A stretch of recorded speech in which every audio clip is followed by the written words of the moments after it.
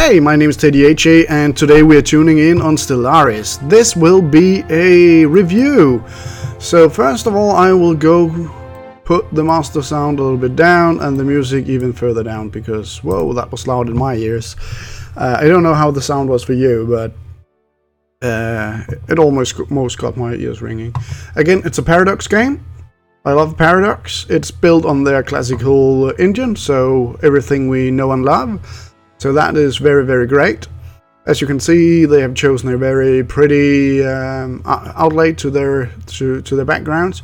Actually, there will be a little bit of stuff happening around, blinks, asteroids, moving parts. It's pretty for one of their games. It is more active than most of their games, where they will just show maps or something like that. But let's talk about the game. I haven't been playing that much. I will say that I'm not a good player at this. I've only had it for like 4 days, and I've put in, I don't know, 25 hours or something like that. So, yeah, so it will be a skinny review. But we click new game. This will give us 3 options. We can choose one of the standing races. We can build one. All the races you build will be put in here unless you do not save them or you delete them or stuff like that. So you can choose one of them. They have different settings and do different things. You can choose a random one or you can create one. To me, the most fun at all in this game is to creating races, and I hope they will build and DLC only with expansions to this, because there would be many funny things you could put in. First, you have your species. You can choose from a great variety of different species. Then when they showcased the game, they used something like this and made a fungi empire. But there is a lot of different stuff you can do. So let's take something reptilian just for fun. Species name, I don't care. We are reptilian, so there should be down here names for reptilians. That's fine, and you can customize this almost as much as you want to. In the appearance, I didn't. Isn't it in the appearance? Perhaps not. Am I remembering something wrong? Oh, perhaps it's down here. Okay, I'll take it one by one. That's the easiest thing. You can give your race traits. So you have 4 points plus to add to your... no, you have 4 slots to pick from. And you have 2 points. So you could choose just one of these who costs 2. You can see it's red, so it will deduct from you. So you can say they are industrious, so they produce 15% more minerals. So now you have 0 points, but you have still 3 slots. So you could, if you would like to, you could say that they, for example, are slow breeders. So we will not gain as many pups as other nations, but now we have an extra point. And we actually have 2 slots, so we could pick something negative. So we could say we are non-adaptive. So now we are non-adaptive, we are slow breeders. So we have a harder time colonizing other planets. But then perhaps we are very strong. So we gain more minerals and 10% more minerals, and our army does 40% more damage. That sounds fun.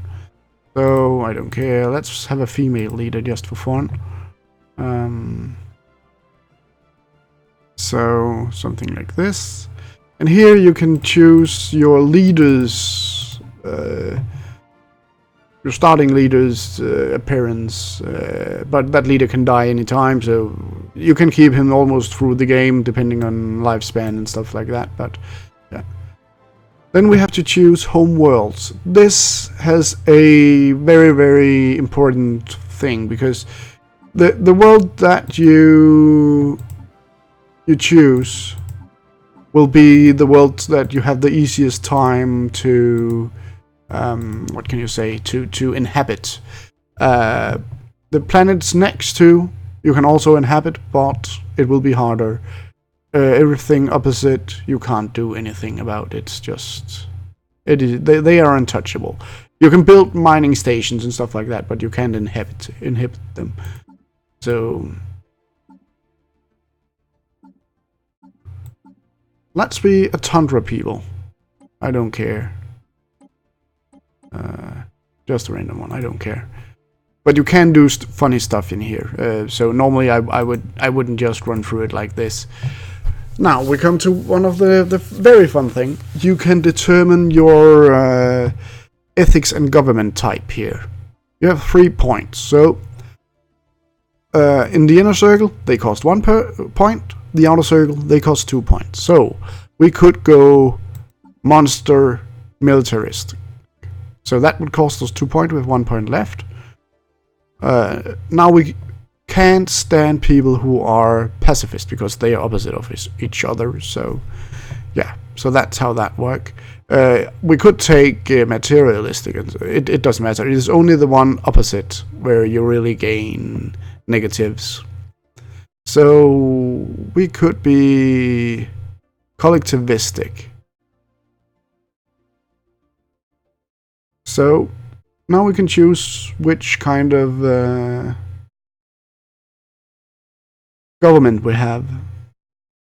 So we could have a military dictatorship, we could have a junta, we could have a plutocratic oligarchy, or a despotic empire. So I think we will do a lot of slaving. So perhaps the despotic empire is a good idea. We will also do a lot of military stuff. So less upkeep and cheaper upgrades could also be very nice. Yeah, we will not be playing for that long, so I think we'll take the junta now. I don't care. Not for this one. And you can design your own flags, and there are a couple of good things you can do here. I would love more variation of the background. That would be nice, and perhaps a third color on some of them and stuff. Yeah, but that's just me, perhaps. I think this will do fine for us. The weapons. I haven't played that much, but what I have understood from my own games and from watching playthroughs, especially Quill's, Quill 18, I recommend him very much. Missile weapons are just the best weapons at all, because it can take out other people's weapons, and yeah, it just seems to be the best. So we'll go with that. I haven't tried wormholes myself yet. It should be very fun. Warp travel is boring. I don't like that. It doesn't. Yeah. It is. I don't think it's that fun. So I choose hyperspace travel. And then we will choose which kind of ships we are flying in. The reptilians, I think, are ugly, so we will take something else. The avian, perhaps. Right. I really love this. I really hope they will build this into a much bigger thing where you can perhaps adjust how many points you can have in the different stuff. So, and then let every other nation start with the same, and yeah. More traits in both of them would be nice. A third ring, perhaps. There are lots of stuff that I would like to see evolve, but I'm not saying this is bad. I love this. So this is probably, for me, the best part of the game, because you can set everything up as you want to. So now I can click save. If I do that, the Comasas will now be a part of this list, and you can see it is marked that it is one I've made. So yeah, So that's great. Let's select them. You can set up your star system. Let's take a tiny one. You can choose what kind of galaxy shape you want. Set their aggressiveness. You can do a lot of things here. You can say only one type of FTL method is available, or any.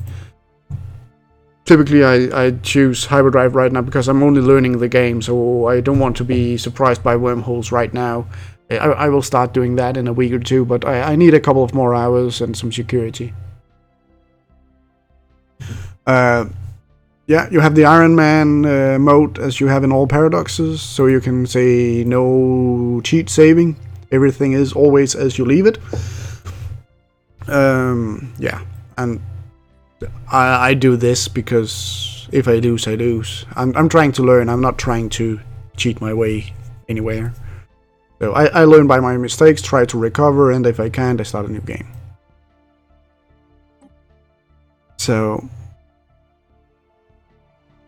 I love that they have a short loading time in the game, because when you start the game up, they have a long loading screen. I didn't record that because it takes like 2 minutes or something on my computer anyway.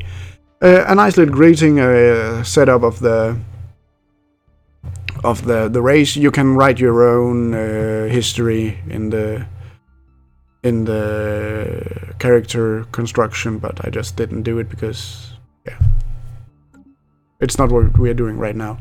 So this is our galaxy. If I press M, I can see the entire galaxy.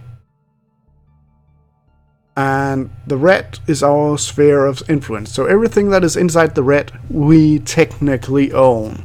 In the sense that they are in our power. We can take it all without the big problems. There can be pirates and stuff like that in here. We will have to fight. They can live low-tech species on some planets and stuff like that. But as a general, this is our planets. We can colonize them. We can build mines here without getting interrupted, without building outposts or anything fancy. We'll get to that. It is a 4X game, so the time will go on all the time. It is not turn-based. It is real-time. Well, not real-time, but something that looks like real-time. Yeah, you have your resources, your technology, your caps for flights and planets and stuff like that.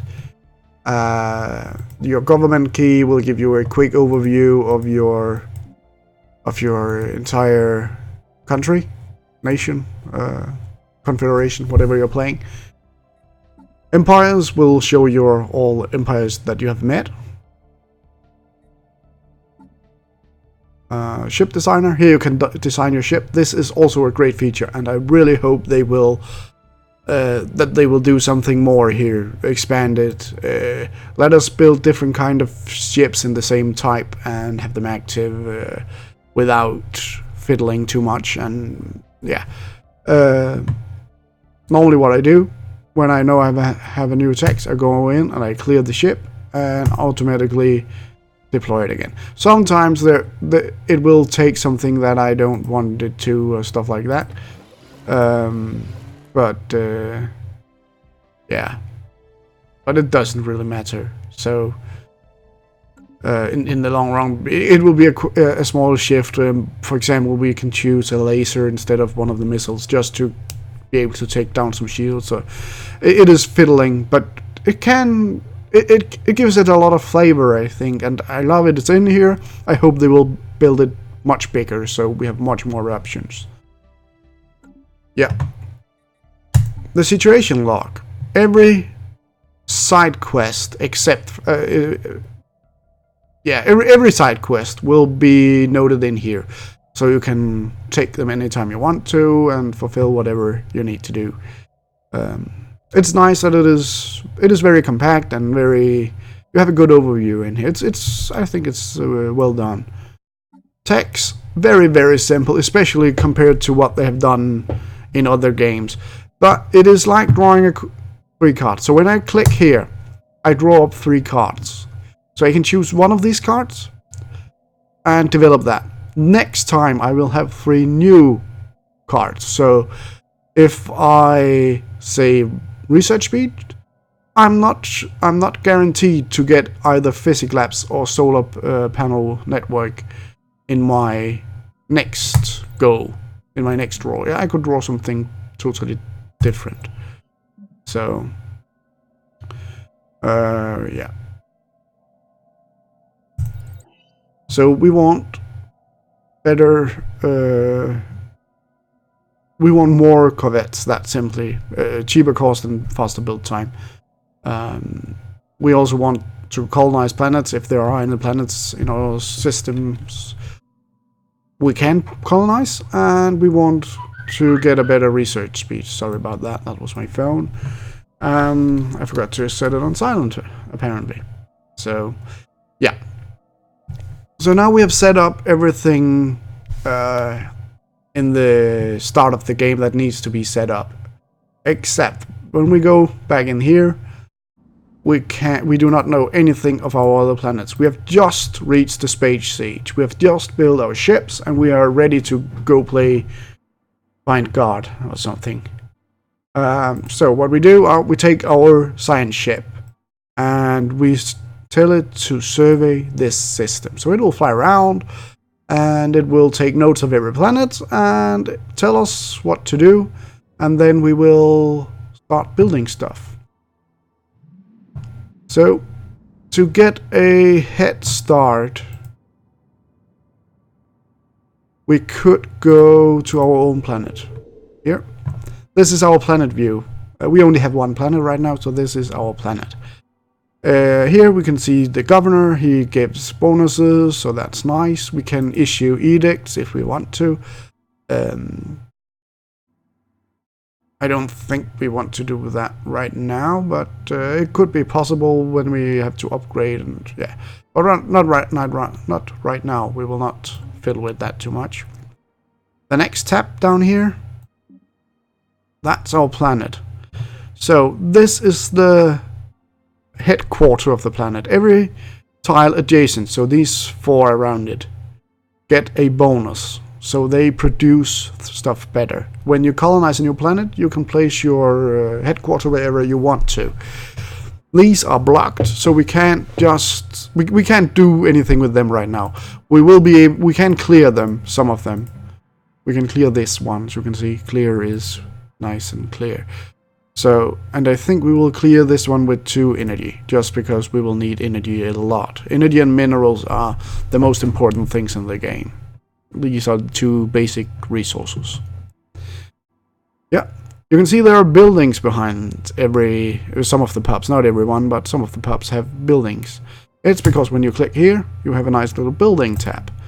So we could build a hydroponics farm here to get some more food, and thereby develop our colony faster, and thereby get more resources and be faster out in space.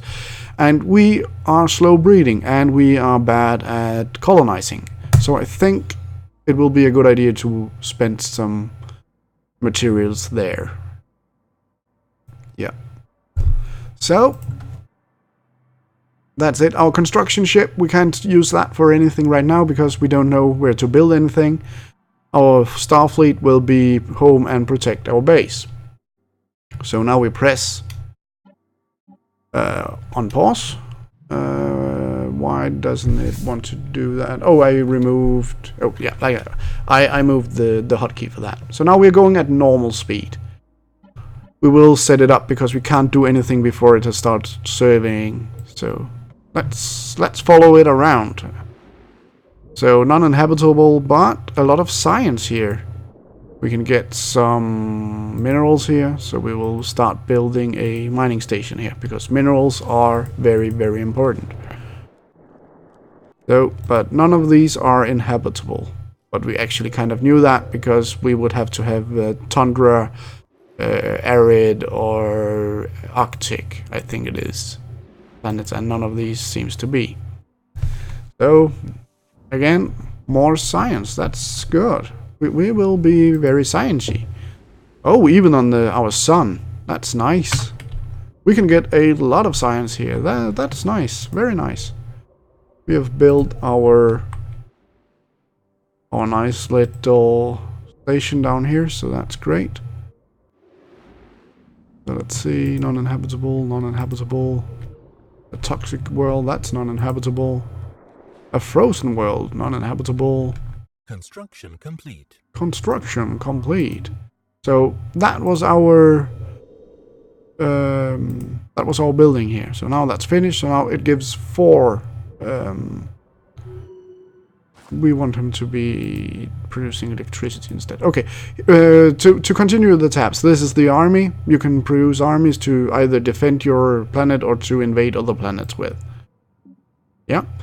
Here, this is the spaceport. You can build stuff here. We have no modules right now, but we can build our covered station in here and stuff like that. System survey complete. And then we can build stuff here. So we can build corvettes, construction ships, science ships, and upgrade our spaceport right now.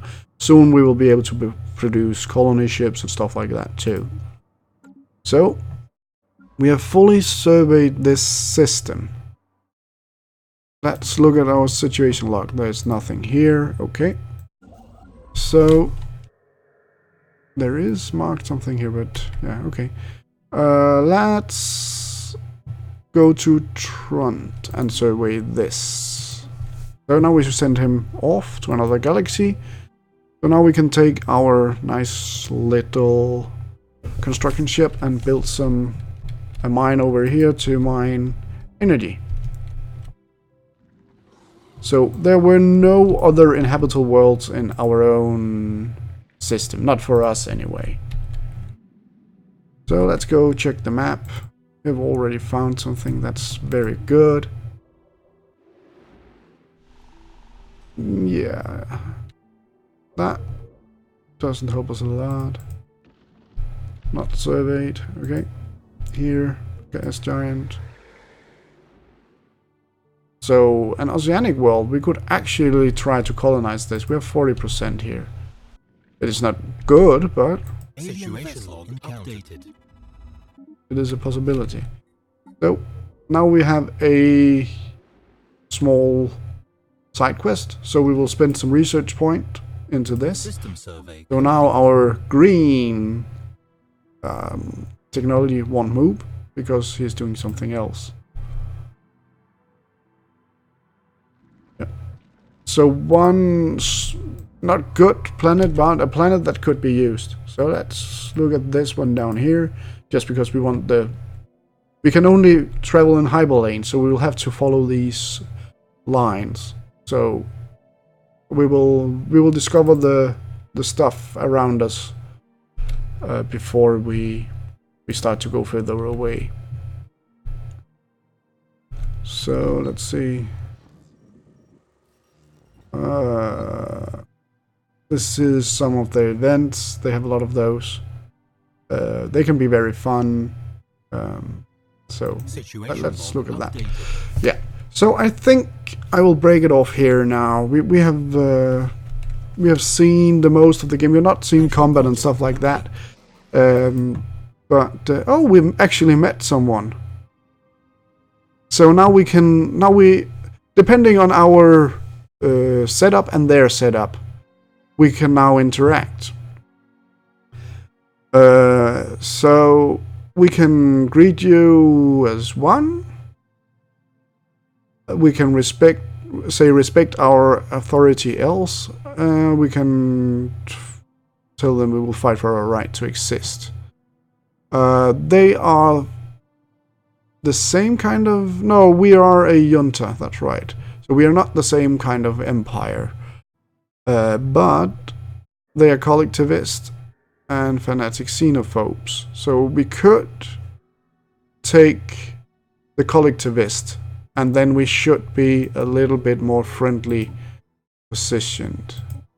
So yeah, we have minus 74 to them. Yeah, this is not fantastic, but it doesn't matter too much. Let's see where they are situated. They are north of us. Okay. So this will be a border star, and we'll fight about that. So hopefully we can take all of this without a big problem. So, but I think I still think I want to break it off. I will save it. So if you in the comment want me to continue this as a playthrough or go into more details, please tell me. I will do that if enough of you ask me to. Yeah, but I think it is a good game. It is a classic Paradox in many ways. But being used to their other games, Europa Universalis, Hearts of Iron, I think it's a bit shallow. And the potential is here. They can go in depth in a lot of stuff, but there is a long building up phase. There are you can't do anything with the fighting. You can tell your ships to go somewhere and then they fight. There is no tactics in it. There ain't any landscape, of course, as in the other. So your tactical decisions are limited here. It is much more of a smash.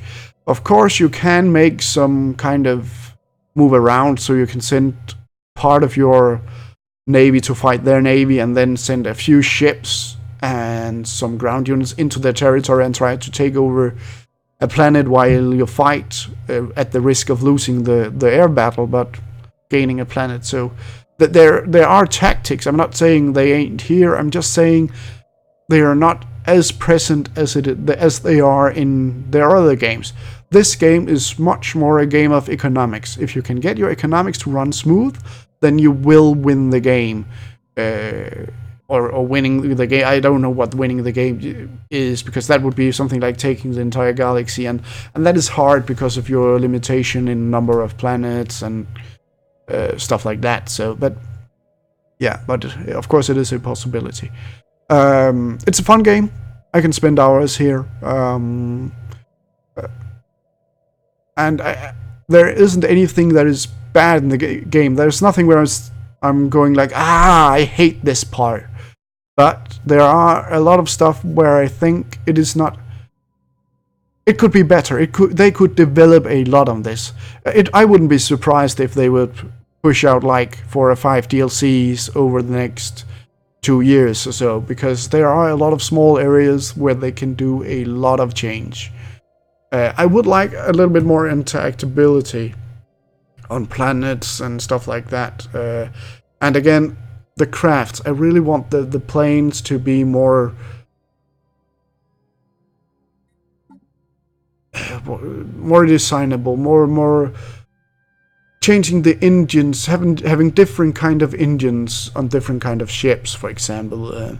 There's a little bit of it, but you can make a fighting construction ship, for example. And I would like there not to be these categories. It should be elements of the ship. So there should be a weapon element of the ship, and you can choose to put stuff in there, or there should be not a construction part, but a civilian part of the ship, and you should be able to put construction parts or science parts in there, transport parts. So instead of having categories, you had one ship you developed into different kind of ships, if that makes sense. Or perhaps even more spread out like that, so because of course you would want some ships to be smaller for speed and some. So yeah, I don't know, but it could be much more than it is. If you compare it to other 4X games, where there are like Aurora, for example, where you can build your ships entirely from the ground exactly as you want them. That element would be so fantastic in this game.